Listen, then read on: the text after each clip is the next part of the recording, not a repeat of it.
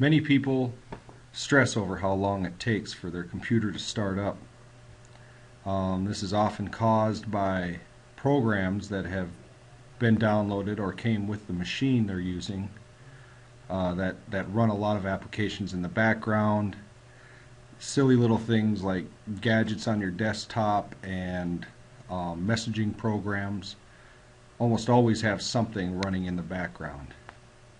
Windows 7 has a system configuration tool where you can modify what runs at startup and what doesn't.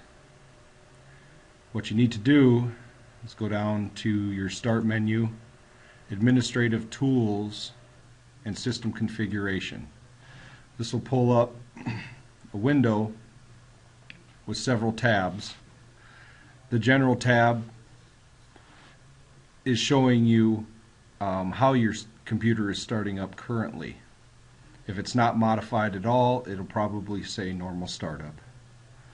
The Boot tab shows you what operating systems you're running. My machine is a dual boot with Windows 7 and Windows Server 2008. When you boot your computer, you can pick which operating system you're using. I think by default it gives you 30 seconds. I changed mine to 5 because I don't need 30 seconds to decide.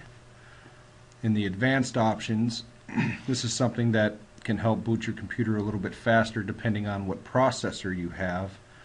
I'm running a quad core, so it gives me the option of choosing between 1 and 4 processors. I choose 4. I don't really think that the difference is huge. It may depend on several different factors like your BIOS. The maximum memory, I've played with that a little bit. It seems to modify how much memory is available for your machine after startup, so I've turned it off. The Services tab shows you what could be running all of the time. A lot of these things are stopped. Some of them are very commonly used tools, but don't need to be running all of the time. Disk defragmenter, Windows Media Center, those types of things don't need to be running if you don't have the settings set up. The main window that you want to deal with for what happens when your computer starts up and what applications are running is the startup.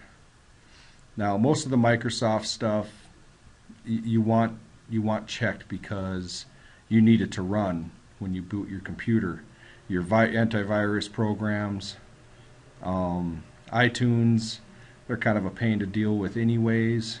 They throw a lot of trash into your startup, to do updates and advertisements and things like that. I have several of those turned off. Down at the bottom here, these are all of the things that I've turned off so that when I start my computer, it's not being stalled by all of these programs. Adobe is real bad for it. iTunes is pretty bad for it. My Steam, my QuickTime, Yahoo Messenger, I don't want any of this stuff to start up because most of it has to reach out and touch the internet, which takes time, hogs resources. So this is a very good example of being able to modify your startup and what applications start. Unclick everything that you don't think that you're going to need right away when you start your computer.